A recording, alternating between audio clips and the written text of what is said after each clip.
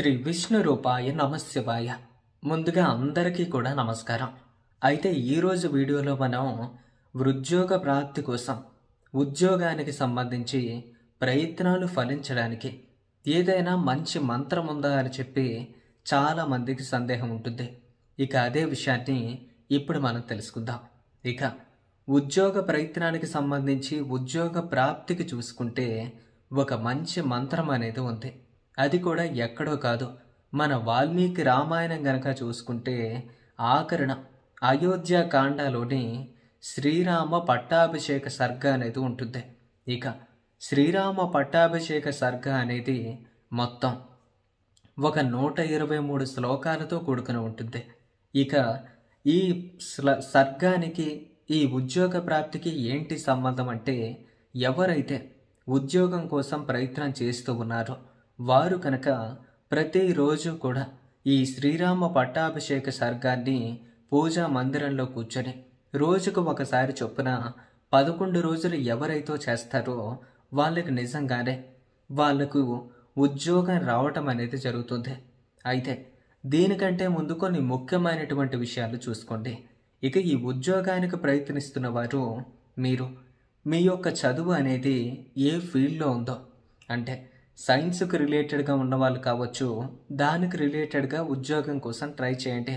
అలా మీకు నచ్చిన కేటగిరీలు ఉంటాయి కదా, మీకు దేనిలో అయితే సబ్జెక్ట్ ఉంటుంది, దేనికోసం అయితే ట్రై చేస్తూ ఉంటారో దానికోసం మాత్రమే ట్రై చేయండి.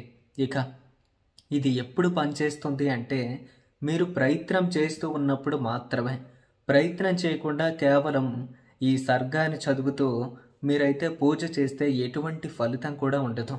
ఉద్యోగం కోసం ప్రయత్నిస్తూ ఉండండి, ఇంటర్వ్యూలకు వెళ్తూ ఉండండి.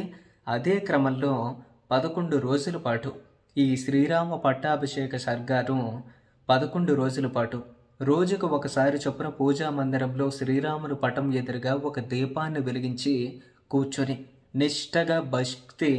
నిష్టగా భక్తి శ్రద్ధలతో కూడా పూజ చేయండి. తప్పకుండా మీ కోరిక అనేది నెరవేరుతుంది. ఇది ప్రాక్టికల్గా చాలా మందికి కూడా వర్క్ అయింది. ఎంతోమంది ఉద్యోగ ప్రాప్తిని కూడా పొందడం జరిగింది. కాబట్టి ప్రతి ఒక్కరూ కూడా మీ యొక్క ఉద్యోగ ప్రయత్నాలు చేసేటప్పుడు దయచేసి ఈ శ్రీరామ పట్టాభిషేక సర్గాను, ఇది గనక చూసుకుంటే మనకు ఎక్కడ ఉంటుంది అంటే, వాల్మీకి రామాయణం అయోధ్య కాండలోని చివరన ఈ పట్టాభిషేక సర్గ అనేది 123 శ్లోకాలతో ఉంటుంది. అయితే ఇది తెలుగులో ఉండదు, తెలుగులో కూడా ఉంటుంది కానీ సంస్కృతంలో ఉన్నటువంటి దాన్ని చదివితేనే ఉత్తమమైనటువంటి ఫలితాలు లభిస్తాయి. అయితే ఎలా అంటే మొదట మీరైతే ప్రాక్టీస్ చేయండి.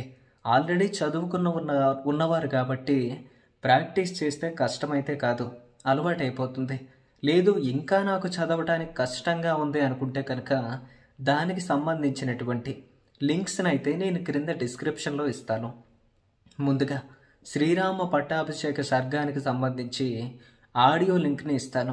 ఆ ఆడియోని మీరు ప్లే చేసిన తర్వాత, అలాగే శ్రీరామ పట్టాభిషేక సర్గానికి సంబంధించినటువంటి పీడిఎఫ్ లింక్ని, అంటే ఆ మంత్రాలు ఉన్నటువంటి ఆ శ్లోకాలు ఉన్నటువంటి ఆ లింక్ని కూడా ఇవ్వటం జరుగుతుంది. ముందుగా ఈ రెండింటిని కూడా డౌన్లోడ్ చేసి పెట్టుకోండి. తర్వాత ఆ ఆడియోను వింటూ ఈ క్రింద పీడిఎఫ్లో ఉన్నటువంటి ఈ శ్లోకాలన్నింటినీ కూడా స్క్రాల్ చేస్తూ జాగ్రత్తగా ఒక్కొక్కటి పరిశీలించి మనసులో స్మరించుకుంటూ ఉండండి.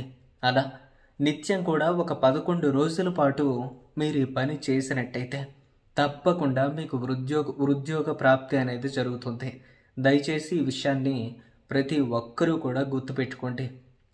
మరి ఇది ఇవాల్టి వీడియో. ఈ వీడియో కనుక మీకు నచ్చినట్లయితే లైక్ చేయండి.